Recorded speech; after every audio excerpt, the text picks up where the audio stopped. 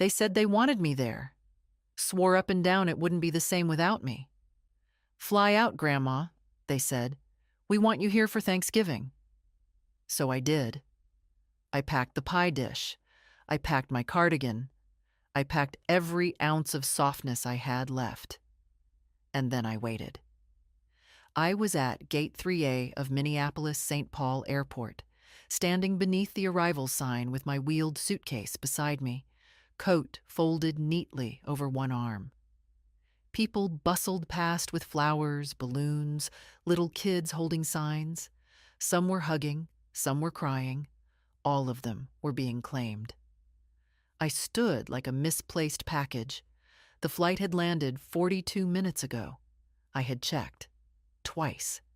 I had also reread the text from my daughter-in-law 3 times. "We'll be there. Kids can't wait to see you." Followed by a heart emoji. I had sent a reply. "Flight lands at 3:10. Can't wait to hug everyone." No answer. I kept my coat folded because it was warm inside. I didn't sit down because it felt like once I sat, I'd be giving up. Giving in. I didn't want to look like a woman who had been forgotten. At some point, my phone buzzed. Not a call. Not even a text. A notification. From social media. My heart beat faster. Not because I cared about those things, but because sometimes it's where my family posts pictures before they remember to call me. I opened the app. There they were. All of them. My son Greg in the navy sweater I sent last year. His wife Madeline, smiling big and tan like always. The kids, Elliot and Ruby, crowded around a table with candles, turkey, mashed potatoes. A pie that wasn't mine. All of them holding up glasses in a toast. The caption, "Full house, full hearts. Happy Thanksgiving from our family to yours." My eyes skimmed the frame once more. There was no mistake. There was no space for me at that table. I didn't cry. Not then. I just turned around, pulled my coat on, and started walking.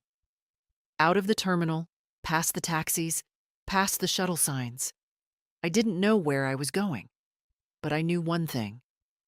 I wouldn't be waiting for them to remember me.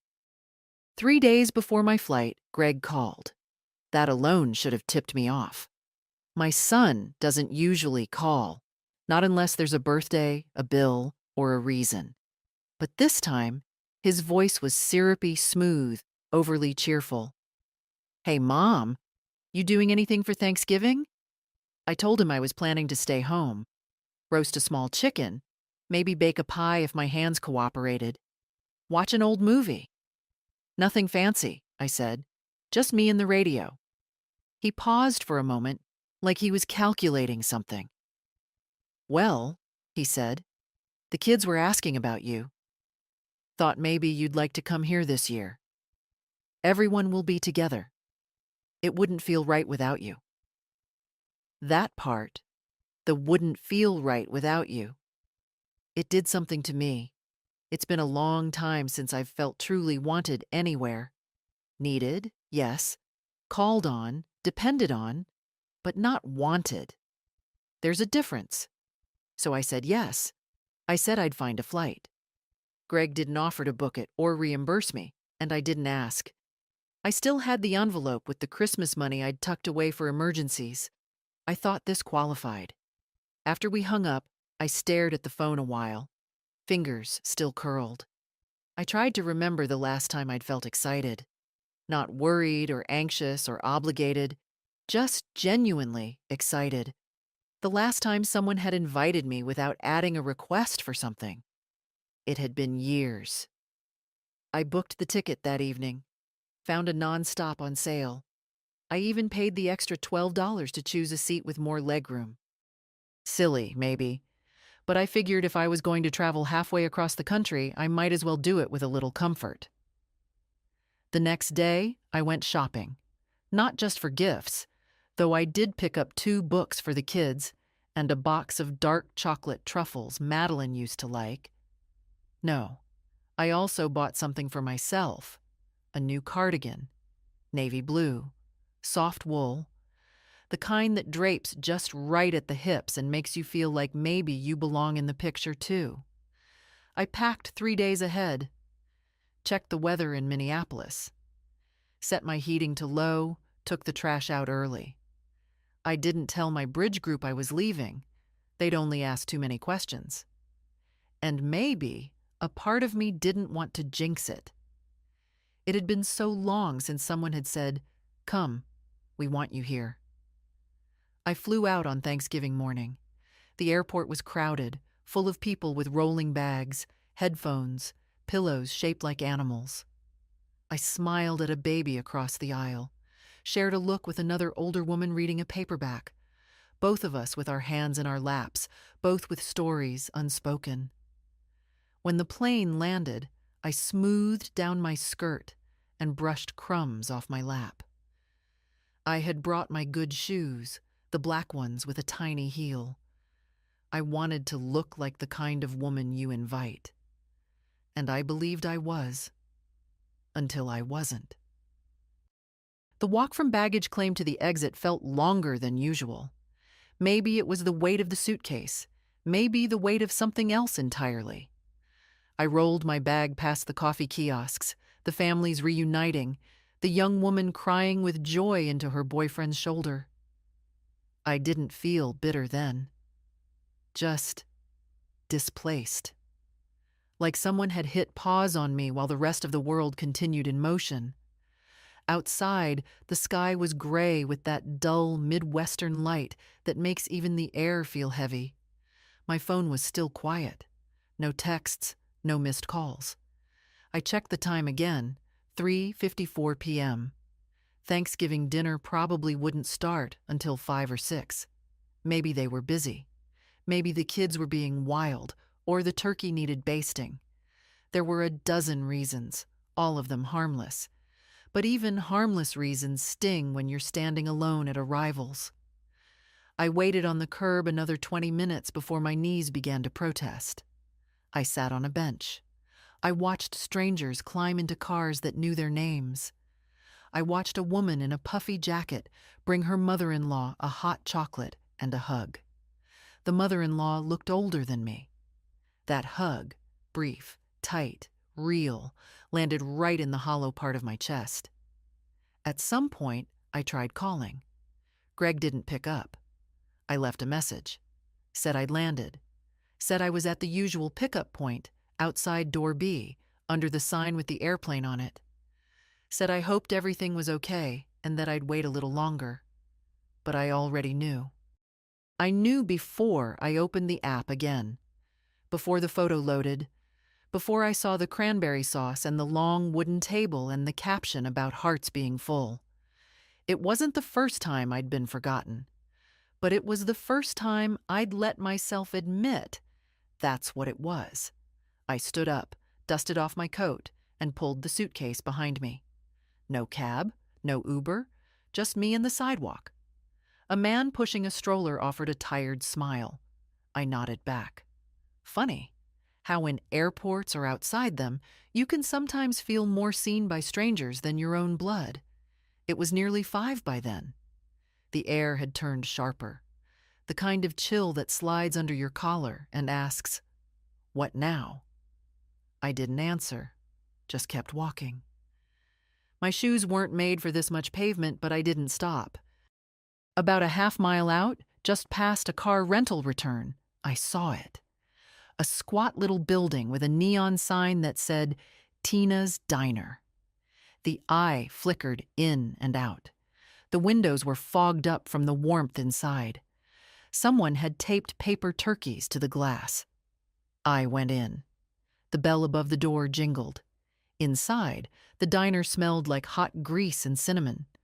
Vinyl booths, yellowed menus, a counter with cracked stools. There were maybe 6 people inside. A man in a UPS jacket. An older couple eating in silence. A waitress with a short ponytail who looked up when I entered and said, "Happy Thanksgiving, hun." "Same to you," I said, surprised by the steadiness of my own voice. I picked a booth near the window, slid in. The seat was warm, the table was clean. I pulled off my coat. Kitchen's slow today, the waitress said as she handed me a menu.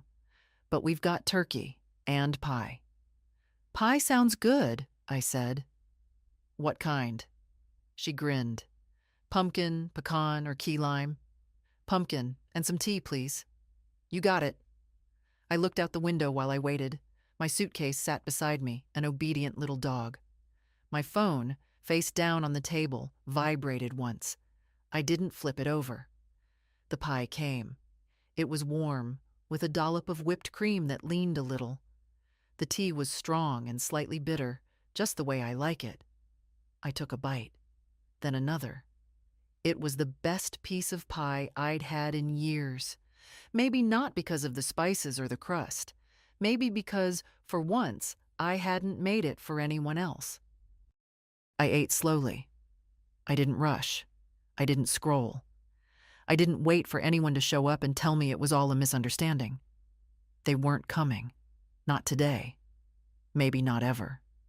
And still, there I was. Whole. Breathing. Sitting at a booth under paper turkeys, letting the heat return to my fingers. When the waitress brought the check, she asked, "Want another slice to go?" I thought about it for a moment. Then I nodded. "Yes. For later?" She winked. "Best decision you'll make all day." I smiled, not because it was funny, but because she was right. The air bit sharper as I stepped back outside.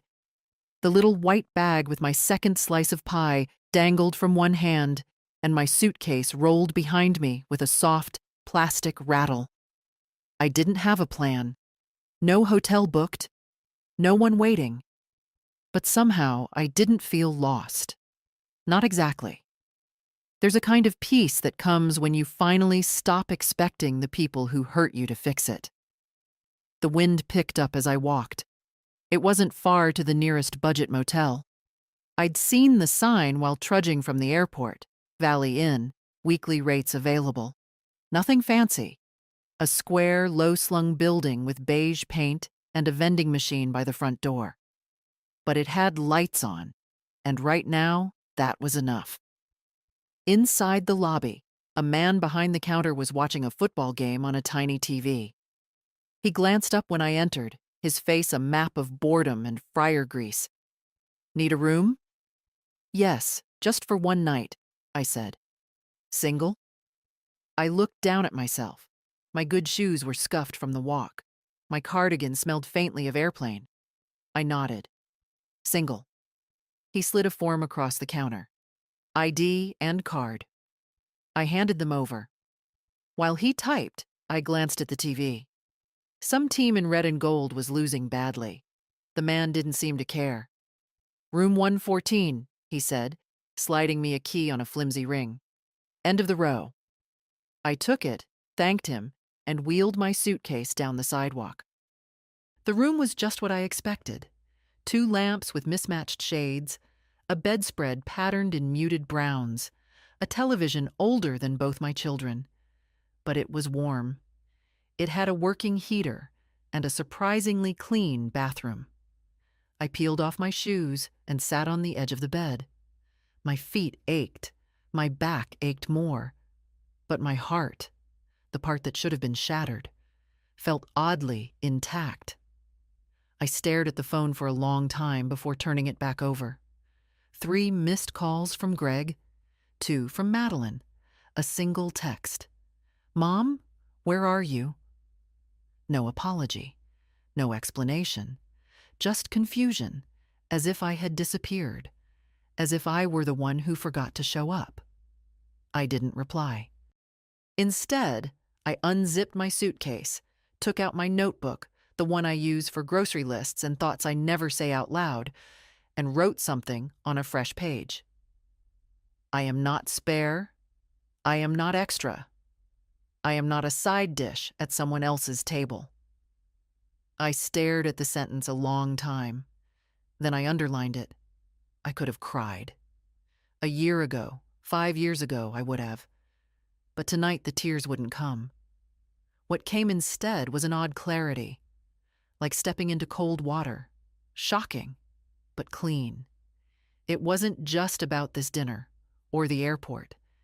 It was the years that led up to it, the birthdays they skipped, the voicemails left unanswered, the last-minute invitations that always sounded like obligations, never joy. I remembered Christmas 2 years ago when Madeline called and said, "We'd love to have you over, if it's not too much trouble getting here." That pause in her voice, the way she said, "if." I made them a ham. I took the bus. I remembered Greg's 40th birthday.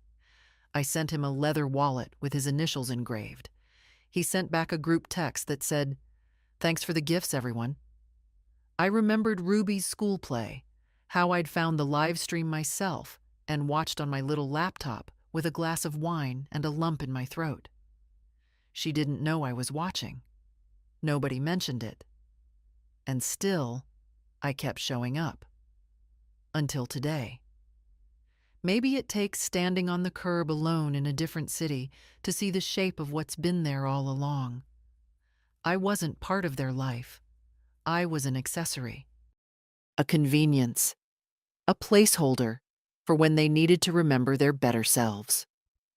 I looked around the motel room. Ugly, honest, functional. It was the most honest place I'd been in years. I got up, made myself a cup of motel tea using the plastic coffee machine, and sat cross-legged on the bed with my second slice of pie. No china plate, no linen napkin, just a white paper bag and a plastic fork. And yet, it tasted like something I'd earned. The motel room's ceiling had a hairline crack that ran above the bed like a road map. I stared at it while the heater wheezed and kicked. Outside, I could hear the wind scraping at the siding and the occasional engine rumble from the freeway nearby. A man 2 rooms over was coughing, deep, wet, miserable. Somewhere, a toilet flushed. It wasn't a peaceful night, but it was an honest one. Around 2 a.m., I finally drifted off, the scratchy blanket pulled up to my chin, my notebook still open on the nightstand. I slept in the clothes I'd arrived in, too tired to change, too wary to unpack again.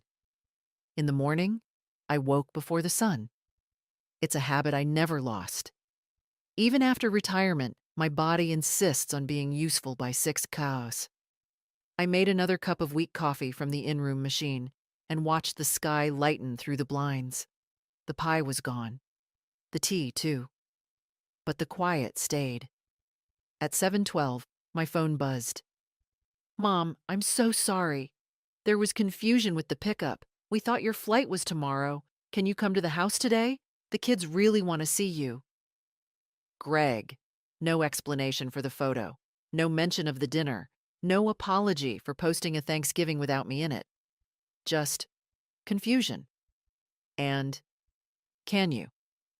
I stared at the message, then set the phone down. I didn't answer. Instead, I got dressed, brushed my hair, dabbed on a little lipstick. It wasn't about seeing them. I wasn't going. It was about dignity. About reminding myself that I still got to decide how I presented myself to the world, even if no one was looking.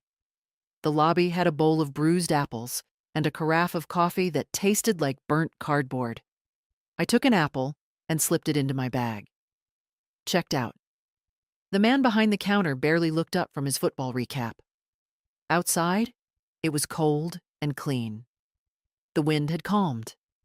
The sky was the kind of brittle blue that only happens in November. Sharp. High. Endless.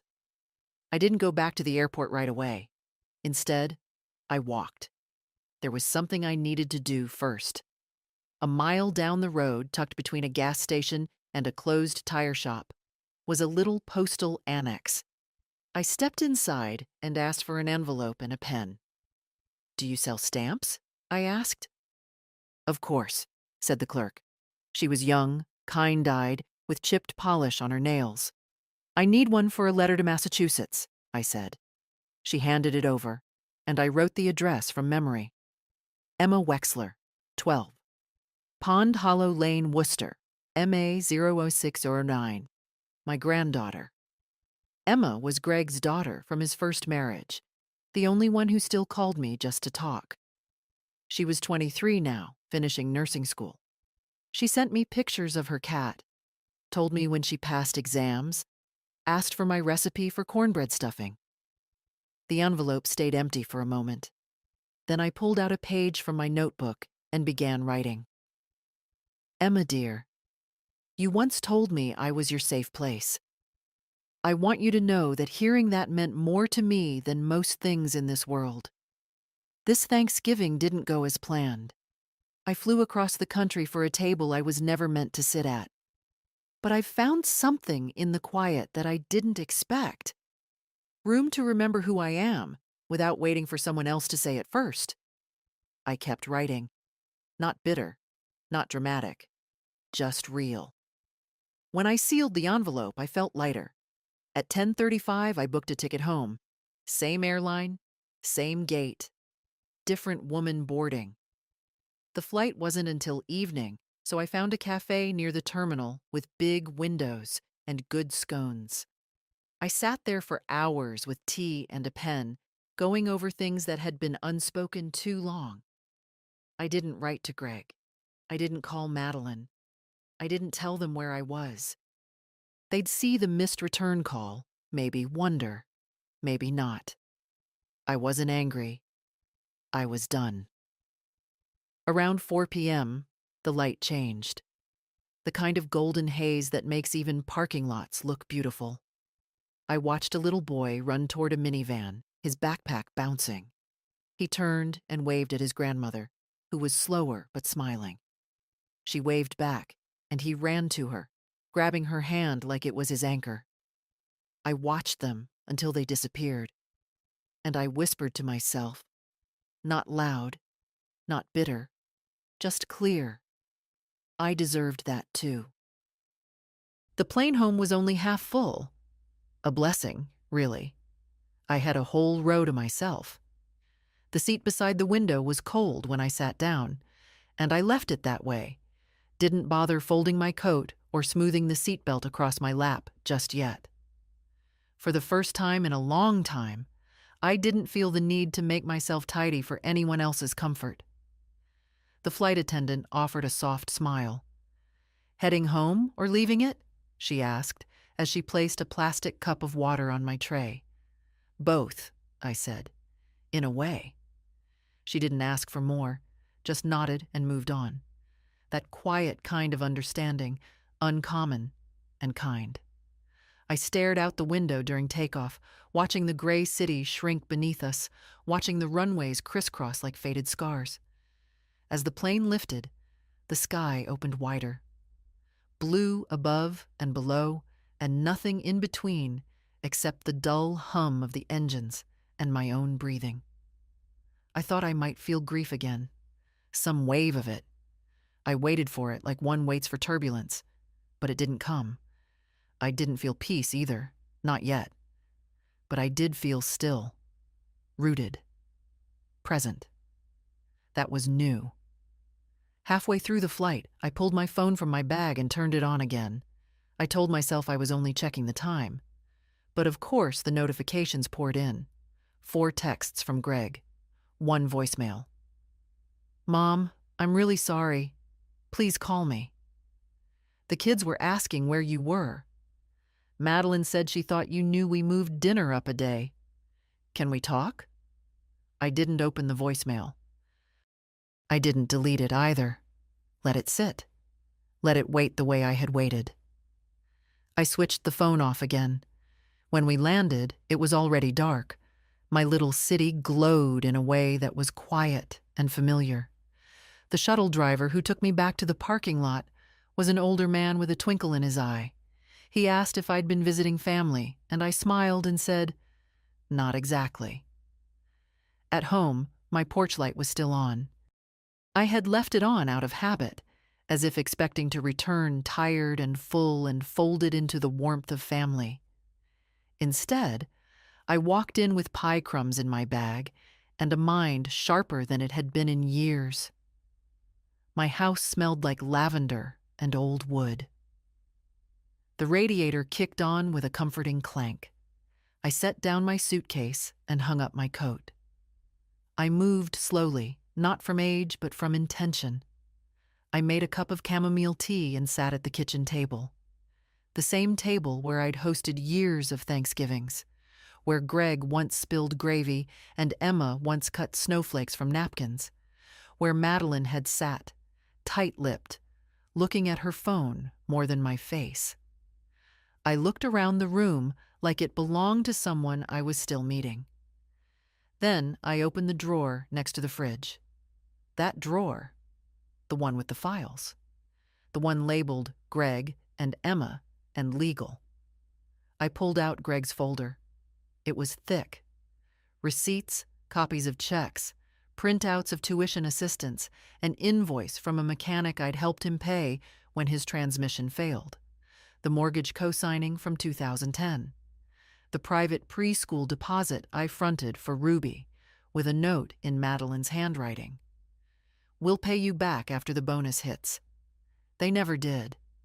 I turned each page carefully, like tending to wounds, not in anger, not even in sadness, in clarity. Then I reached for the thinner folder labeled Emma. Birthday cards, photos she'd mailed me, a printout of her college graduation announcement, handwritten notes in bubbly ink, a thank you for helping her cover a course fee, a postcard from Vermont. "Wish you were here. Fall is wild and wonderful." I closed both folders and sat back. Then I reached for my notebook. And this time, I didn't write feelings. I wrote a plan. The next morning, I was at the bank before the doors even opened. A light frost coated the steps, making them slick, but I climbed them slowly and steadily, wearing my oldest boots and that same navy cardigan. The cardigan didn't match my scarf, but I no longer cared about appearances. I cared about action. The teller, a young man with kind eyes and a nervous smile, greeted me with the kind of politeness people reserve for the elderly. "Good morning, Mrs. Wexler. How can we help you today?" "I'd like to speak with someone about my accounts," I said. "All of them." He nodded, glanced at a screen, then called into the back. A few minutes later, I was ushered into a glass-walled office with soft chairs and the faint smell of printer ink. A woman named Natalie introduced herself as my account manager. She looked like someone who did yoga at lunch and always had almonds in her purse. "What can I do for you today, Mrs. Wexler?" "I want to suspend all automatic payments, every one of them, starting today." She blinked. "All of them?" "Yes." She tapped a few keys, eyebrows rising slightly as she scanned the screen. "You have quite a few. Recurring transfers to family members, tuition payments, car insurance. Some scheduled gifts to charities as well." "Keep the charities," I said. "Stop the rest." There was a long pause. "Do you want to talk about why?" I looked at her. Really looked. And to her credit, she didn't fill the silence with fake concern. "No," I said. "I've already spent enough time explaining myself." She nodded. "Understood." While she worked, I sat in the quiet of that office and watched the world move outside the window. A mother wrangling a toddler into a car seat. An older man pushing a walker. A delivery truck idling too long. "Done," Natalie finally said. "Everything's been suspended. I'll prepare the paperwork for full cancellation if you want to come back in to sign tomorrow." "I will." She hesitated. "There's also a power of attorney on file. Gregory Wexler. Do you still want him to have access?" I felt my pulse slow, not rise. "No," I said. "Revoke it." "Understood." She printed the form, and I signed it with steady hands. By the time I left the bank, the frost had melted. I didn't rush. I stopped at the bakery on the corner, bought myself a fresh roll, and walked the long way home. It wasn't about punishing Greg. Not really. It was about drawing a line where I hadn't before, about recognizing that love doesn't grow from sacrifice alone. It needs light. It needs truth. Back home, I pulled the pie dish from the sink, washed it gently, and put it away. Maybe someday I'd make another pie. Maybe not. But I wouldn't make one for people who left me standing on a curb. That afternoon, I called my lawyer. Mr. Altman had handled our affairs for over 30 years. He'd helped us buy the house, settle my husband's will, even draft the first version of mine back in 2005. His voice was warm but cautious. "Mrs. Wexler, what can I do for you?" "I'd like to make changes to my estate," I said. "And I want to establish a trust." "For Emma?" "Yes." He didn't ask why. He didn't have to. People like Mr. Altman have seen every version of family disappointment that exists. We set a time for the next day. When I hung up, I felt no triumph, no victory, just clarity.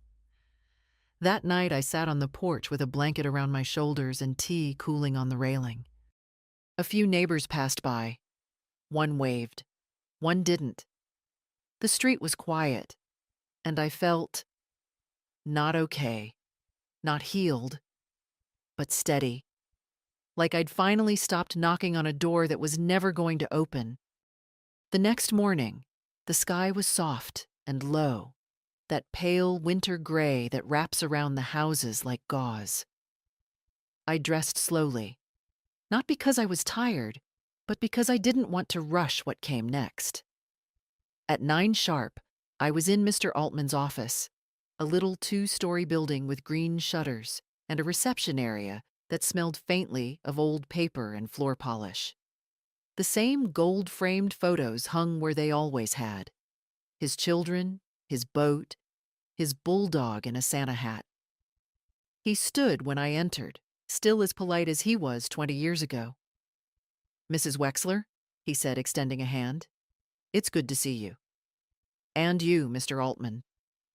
We sat in his office, same leather chairs, same ticking wall clock, same stack of forms on his desk, though now his reading glasses were thicker and his mustache had gone from salt and pepper to snow white. "What are we changing today?" he asked gently. "My will," I said, "and I want to create a trust. Everything I own, every cent, every asset, I want it protected, and I want it to go to Emma. Only Emma." He didn't blink, just nodded and pulled out a legal pad. "I assume we're removing Gregory and Madeline?" "Yes. They've had enough from me, more than enough." He looked up at that, but didn't comment. "I want it airtight," I continued. "No back doors, no loopholes. Emma is the beneficiary. She gets everything when I'm gone. And until then, she can access the trust for education, housing, healthcare, or emergencies. I'll decide what counts as an emergency." Altman smiled a little. "You've thought this through." "I have." "And your home? Your pension account? The CDs?" "All of it. If it has my name, it moves to the trust." "Understood. And you want to retain full control while living, of course." "Exactly." He leaned back. "Emma's a good girl, always was." I felt something in my throat tighten. "She's the only one who still sees me as a person, not a purse." Mr. Altman didn't flinch at the bitterness in my voice. "Then let's make sure your wishes are honored." For the next hour, we worked through every item. He asked questions. I gave firm answers. No more uncertainty. No more benefit of the doubt. When we reached the end, he gathered the papers into a folder and looked at me with something close to admiration. "I'll have the final draft ready in a few days," he said. "We'll get it notarized and it'll be done." "Thank you," I said, meaning it. Outside, the air had turned crisp. I walked home slowly, stopping once to buy a small poinsettia at the florist. I didn't decorate much anymore, but I wanted something bright on the kitchen table, something alive. The moment I stepped through the door, the phone rang. I didn't recognize the number, but I answered anyway. Grandma? It was Emma. Her voice, breathy, nervous, warm. I got your letter. I sat down at the kitchen table. You did? I I didn't know what happened. Dad and Madeline said you canceled your flight last minute. They made it sound like you just changed your mind. Of course they did. I was there, I said softly. I landed. I waited. I saw the photos. Emma went quiet. I'm so sorry, she whispered. I had no idea. I know, sweetheart. That's not on you. I should have called. I should have checked. You didn't know. You're not the one who made that choice. She sniffled on the other end. I missed you so much that day. It didn't feel right without you. For the first time since the airport, tears stung behind my eyes, but they didn't fall. Not this time. Thank you, I said. That means more than you know. There was a silence between us. Not awkward. Just full. Grandma, she said finally, can I come visit next weekend?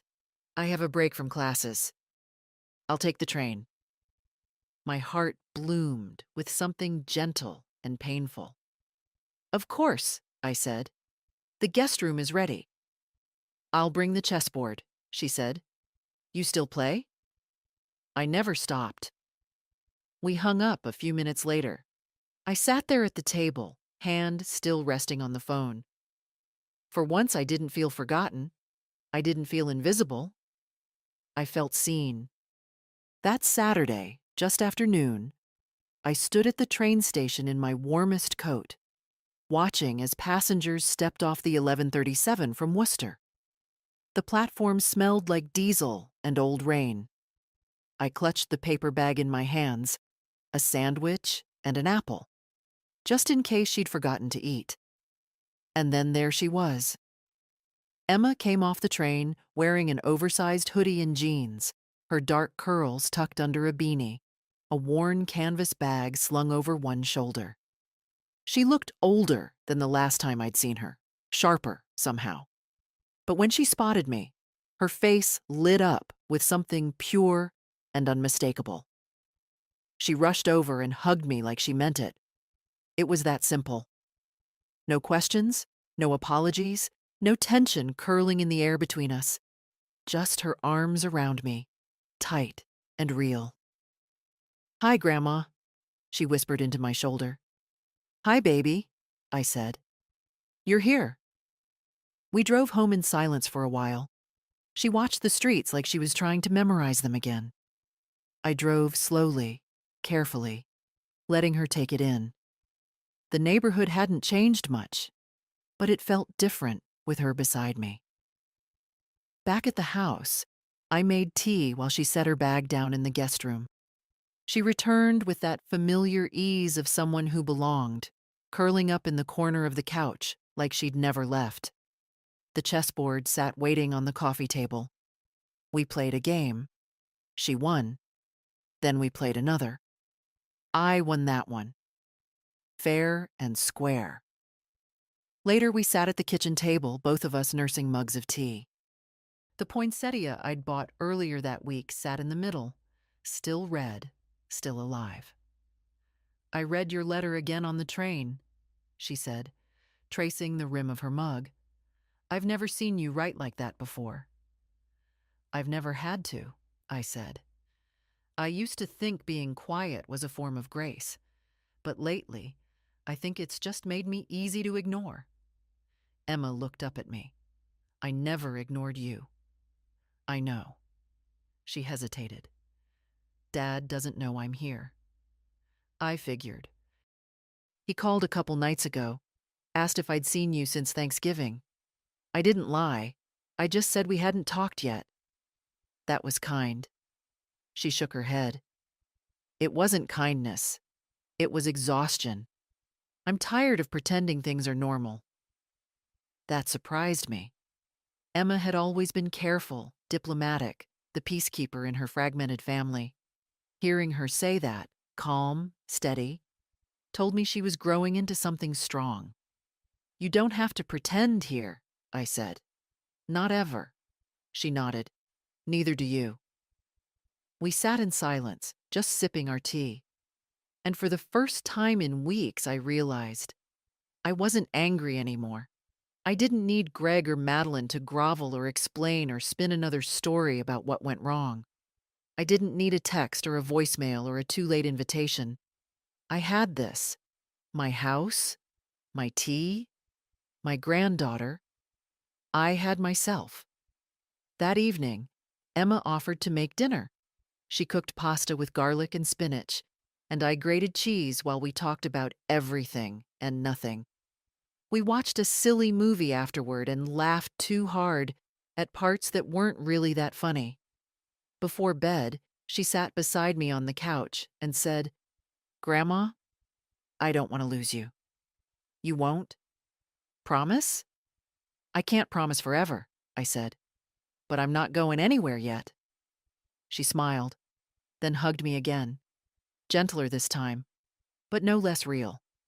After she went to sleep, I sat in the quiet of the living room, the clock ticking like a slow metronome behind me. I looked around at the pictures on the mantel. Some faces had faded. Some frames were empty now, but one picture still stood tall. Me, holding Emma as a baby. My hair darker then, my face softer, but the grip of my hands around her tiny body just as steady. I looked at it a long time. Then I got up, turned off the light, and went to bed. Emma left Sunday afternoon. We lingered on the porch for a while before her train. I handed her a container of leftover pasta, a folded scarf I'd knitted last winter, and a quiet kind of love I didn't need to explain. She kissed my cheek and promised to call Tuesday. Then she was gone, a quick wave from the back window of the train, her breath fogging the glass. I stood there until the train had shrunk to nothing, then went back inside. The house felt quieter than usual, but not in a lonely way. It was the kind of silence that follows after something important has been said. A silence with shape and weight. I moved through the rooms slowly, picking up mugs, folding the blanket from the couch, placing the chessboard back on the shelf. When I reached the kitchen, I opened the drawer again. The files sat where I left them. Greg's folder still thick with paper. Emma's still light. But it wasn't just about them anymore. It was about me. I pulled out a yellow notepad and began listing everything I'd paid for over the last 15 years. Not just money given directly, but things I'd quietly covered. Home repairs, medical deductibles, legal fees. When Greg left his first wife, the down payment for their second car. Groceries when Madeline was too tired to shop. School fundraisers I'd been guilted into supporting with a check instead of a visit. Line by line, I wrote them down. By the time I finished, the list stretched over 4 pages. It was strange. I hadn't thought of myself as generous, just useful, reliable. Someone who helped because that's what mothers do. That's what I did. But looking at the numbers, I saw it clearly. I'd subsidized their life. And in return, they gave me politeness. Hollow birthdays, tired smiles. A chair near the coat rack when there was no room at the main table. I wasn't angry, not really. I was just done. At 3:17 p.m., my phone rang. Greg's name on the screen. I didn't pick up. A minute later, a voicemail. Then a text. "Hi, Mom. Just checking in. Hope everything's okay. Let me know when you're free to talk." No urgency. No specifics. Just a vague nudge, as if nothing had happened, as if he hadn't left me standing at the curb in another city while he carved turkey and took family photos I wasn't meant to see. I deleted the voicemail without listening. The text I left unread. That night, I lit a candle. It wasn't for any special occasion, just for stillness. for the quiet of the house and the way the light caught the edge of the kitchen counter. I poured myself a glass of wine, one of the good bottles I'd been saving for a real holiday. I set a single place at the table, heated a bowl of leftover soup, and I sat, not scrolling, not waiting, not hoping for the phone to ring. I sat in my own life. Later, before bed, I opened my email, found the folder labeled Travel. At the bottom was the receipt for my Thanksgiving flight. Round trip. Return complete. I forwarded it to myself, then added a note in the subject line. Proof of departure and return. No rescue, no reunion, just me. I didn't send it to anyone else. I didn't need to. The next morning, I called Mr. Altman again. I've been thinking, I told him. I want to add a clause to the trust. Of course, he said. What are you thinking? I want Emma to be the sole executor, but I also want a letter attached, not a legal one, a personal one. You can include a statement of intent, he said. It won't change the legality, but it can explain your reasons. Good. Then I'll write it. That same morning, I sat down and began. To whoever is reading this after I'm gone, if you're wondering why things were divided this way, let me say clearly, this is not punishment, it's honesty. I've spent my life giving, quietly, consistently. But love without respect isn't love. Presence without care isn't family. I chose the one person who saw me before I vanished. I didn't finish the letter that day. I didn't need to rush. Some things deserve to be written slow. Tuesday came and went without a call from Emma. Not because she forgot, but because we'd agreed on it. She had clinicals that week and didn't want to be distracted. I'll call Friday, she'd said. After my shift. Same time. I trusted her. That morning, though, someone else did call. Madeline. Her name lit up my screen like a warning sign, all bright letters and bad timing. I let it ring out. Then, 30 seconds later, the text arrived. Hi, Irene. Hope you're well. Greg mentioned you've been hard to reach lately. Let's catch up soon? No punctuation where it mattered. No warmth where it counted. Catch up? We weren't old co-workers. We weren't neighbors who borrowed sugar once. I'd been her mother-in-law for almost 15 years. I'd helped her find her first real job after Ruby was born. I'd sent her care baskets when she had her gallbladder out. I'd paid for her mother's funeral flowers when their budget was too tight. Catch up? I set the phone down without replying. Later that afternoon, as if on cue, another message arrived. This one from Greg. Mom, Madeline tried calling. We're starting to get worried. Can you just let us know you're okay? The irony of it. They left me at an airport, but now they were worried. Not when I was standing with my suitcase and no pickup. Not when I was walking to a diner with frozen fingers. Not when they posted a photo that said everyone with their arms around each other and no seat left for me. But now, when silence echoed back to them, they panicked. Silence is powerful. It unnerves the people who are used to your noise, your giving, your yes. I kept the phone off for the rest of the day. That evening, I went through the attic. Not for any dramatic reason. Just to find an old recipe book Emma had once asked about, the one with my apple crisps scribbled in the margins. I hadn't been up there in years. The boxes smelled of dust and old pine, and the insulation curled like forgotten paper. In one box, labeled 1990-2005, I found the book. And beneath it, letters. Dozens of them. Cards from Greg as a teenager, drawings from Emma as a child, thank you notes from friends and cousins long moved away. A photo of my husband in his Sunday suit, holding a pumpkin pie like it was a prize.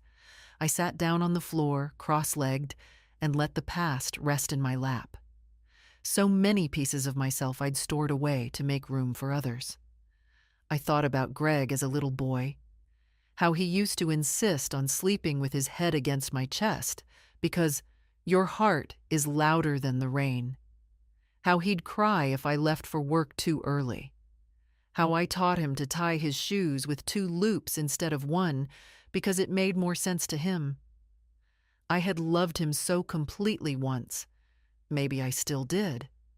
But love doesn't excuse neglect, and forgiveness doesn't mean return, not always. I put the letters back carefully, closed the box. And that night, when the house was dark and the world was quiet, I opened the notebook and added 2 more lines to the letter for the trust. I didn't want my final act to be polite. I wanted it to be clear. Emma, you saw me. Not out of obligation, not for what I gave, but because you chose to. That's what family is. Choice, respect, truth. The pen felt heavier than usual in my hand, but I wrote anyway. The next day, I drove into town and went straight to the notary. It was in the back of a shipping store, past shelves of bubble wrap and a rack of novelty greeting cards. The man behind the counter had kind hands and a long, careful way of speaking. His name tag said Dev. I need to notarize a letter, I said, unfolding the pages I'd written, and some trust documents my attorney prepared. He glanced at the first page, then back at me. Big changes? I nodded. Long overdue ones. He didn't ask more, just handed me a pen and guided me through each signature with the quiet efficiency of someone who has seen all kinds of endings and beginnings pass across his counter. When it was done, I felt lighter. Not free, not yet, but clearer. Like the road ahead had fewer turns. I stopped by the grocery store after, picked up milk and oranges, a bunch of lilacs they'd marked half price. The kind of things you buy when life is steady again. When you're choosing your own peace, instead of waiting for someone else to hand it to you. At home, I set the flowers in the chipped vase near the kitchen sink. The scent of lilac spread slowly through the house, soft and certain. I took off my coat, folded it, and laid it over the back of the chair. My phone buzzed just as I was putting the groceries away. Greg. Again. Mom, we really need to talk. You're not answering, and it's making things worse. I don't know what's going on, but we're worried. Please call me. The message was longer than usual. The edges of panic showing. But still, no real apology. No mention of what had happened. No ownership. Only absence. And now, the discomfort of it. He wasn't sorry for forgetting me. He was sorry I had stopped filling in the blanks. I sat down, stared at the screen, then turned it off again. That afternoon, I took out the folders once more, Greg's, Emma's, the trust packet, and locked them all in my fireproof box. Slid it back beneath the bed. Not because I was hiding anything, but because I was finished. Finished explaining. Finished asking. Finished waiting. I made soup that night. Lentils, carrots, garlic.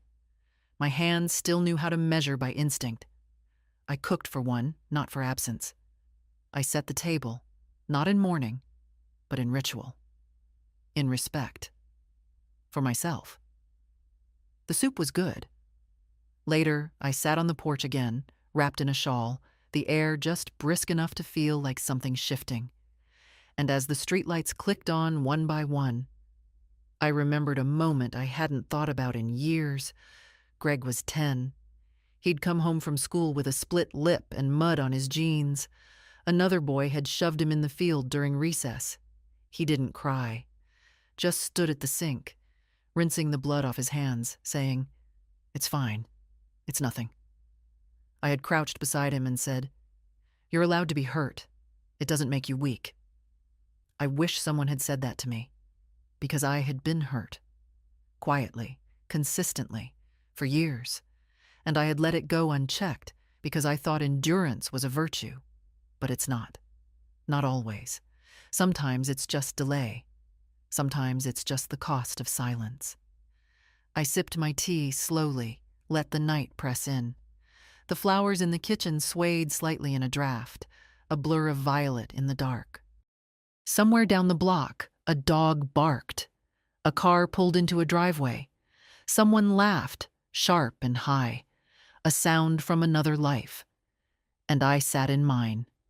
No questions, no waiting, just the weight of my own belonging, finally whole. It was late Friday afternoon when the knock came. I was folding laundry at the kitchen table, towels mostly, still warm from the dryer, when I heard it. 3 slow raps. Not the mailman, not a neighbor. The kind of knock that carries hesitation behind it. I opened the door, and there she was. Madeline.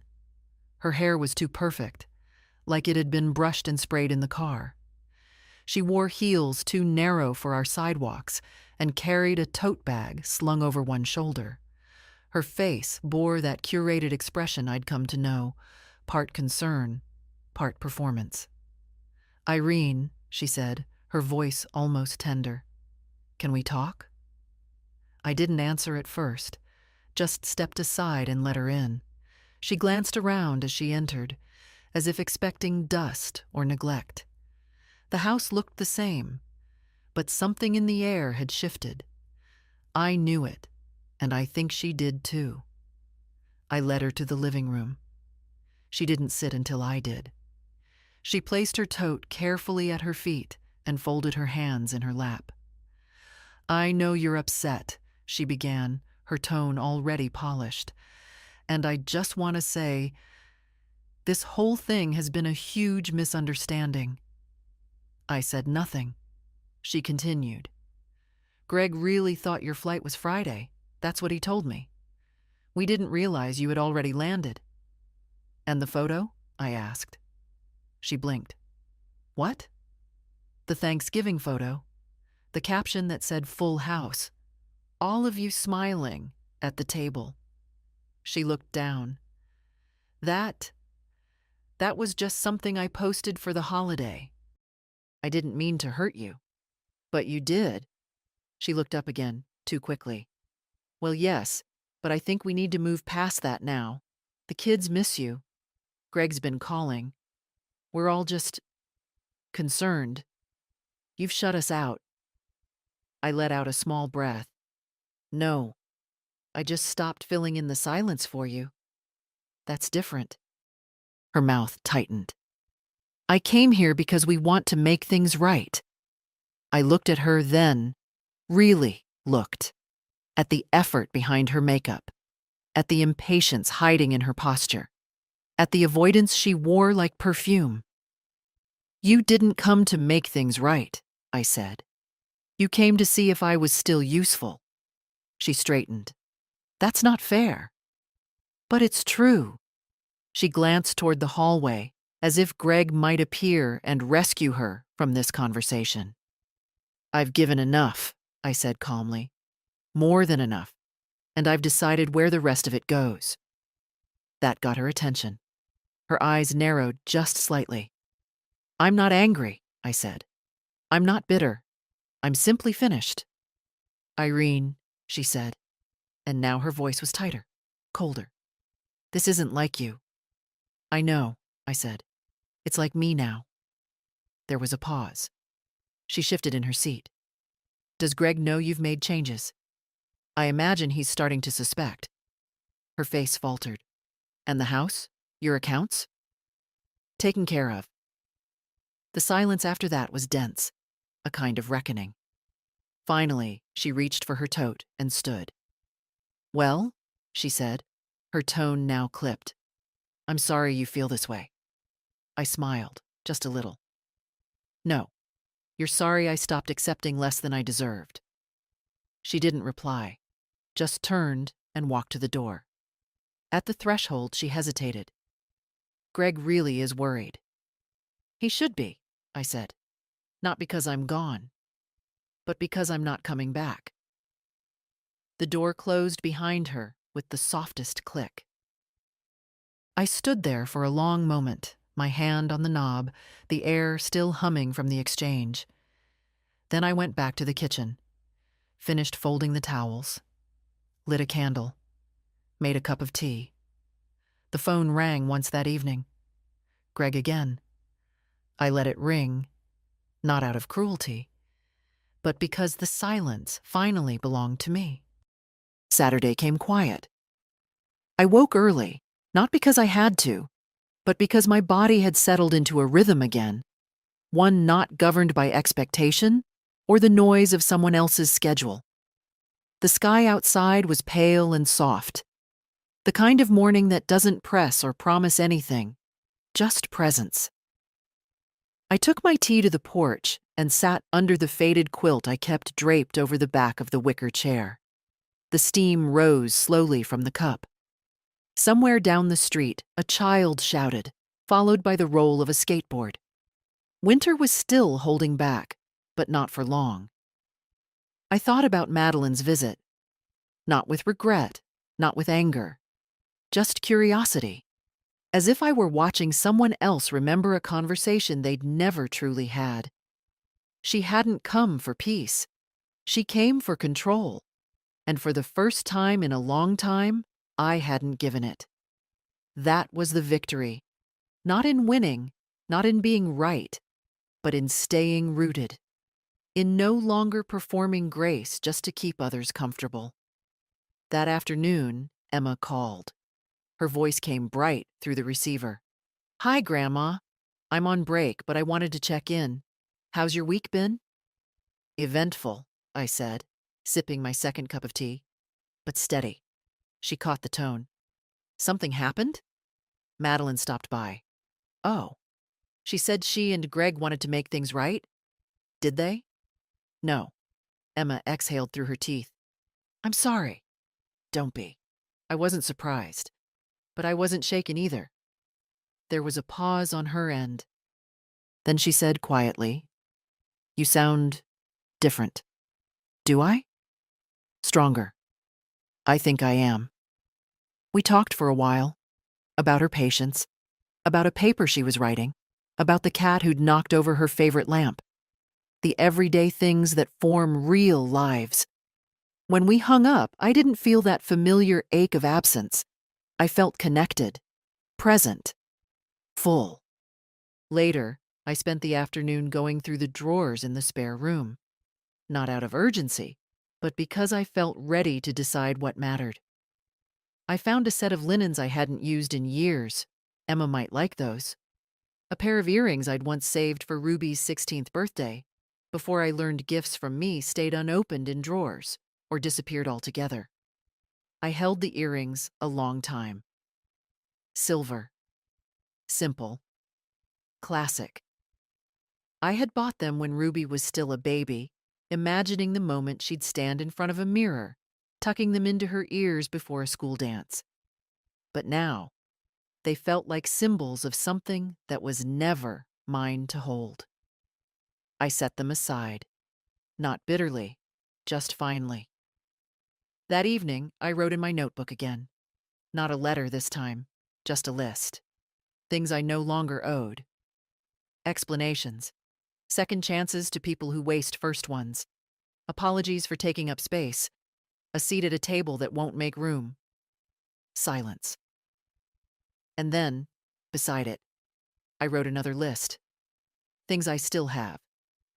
My name, my peace, my mind, my home, my granddaughter's voice in my ear saying, "Stronger." I tore the page out and folded it in half, taped it to the back of the cabinet door beneath the sink, where only I would see it, where I kept the dish gloves and the extra sponges. A strange place for strength, but real. That night, I set the table for one again, but this time, I lit 2 candles. Not because anyone else was coming, but because I was there, fully. I sat down, spooned out my soup, and whispered. Not for drama, not for pain, but because it needed to be said. I'm still here. And I was. I spent the first Sunday of December decorating the porch. Nothing elaborate, just a simple pine wreath with a red ribbon and 2 strings of warm white lights along the railing. I didn't do it for neighbors or nostalgia. I did it because I wanted the house to glow. For me. For once. Inside, I put on a kettle, turned on the old radio, and let the slow jazz drift through the rooms. I used to decorate for the kids. Stockings with their names, cookies shaped like stars, and the old felt angel Emma once made in kindergarten. But this year, there would be no stockings, no extra chairs, no waiting.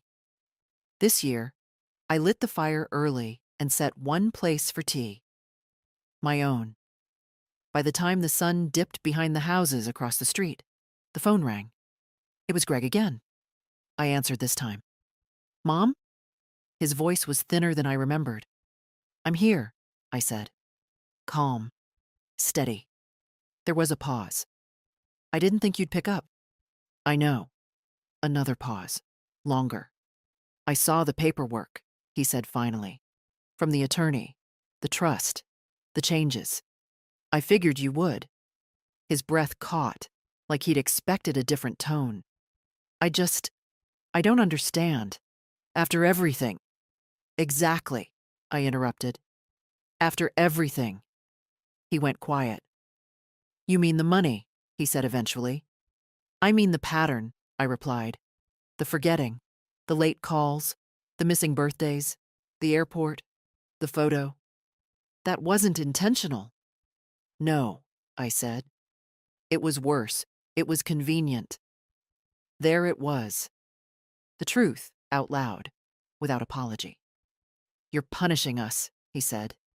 But it came out less like an accusation and more like a hope that I might deny it. Reassure him. Fold. "No," I said. "I'm releasing myself. From obligation. From old loyalties that only moved in one direction. From the guilt I'd carried so long, I'd forgotten what lightness felt like." "I never thought it would come to this," he muttered. "I know." His voice broke. "We're still your family." "No, Greg. I was your family. You haven't been mine in a long time." And with that, we ended. Not with shouting, not with resolution. Just with a truth said quietly enough to echo for years. I hung up, stood at the window and watched the street lamp flicker on. The next day, I mailed a small package to Emma. Inside, the silver earrings, wrapped in soft cloth, a copy of the trust, and a note. "These are yours, not because you asked, but because you showed up. Wear them when you feel uncertain. You're never invisible in this house. Not then, not now, not ever." She called 3 days later, crying and laughing at once.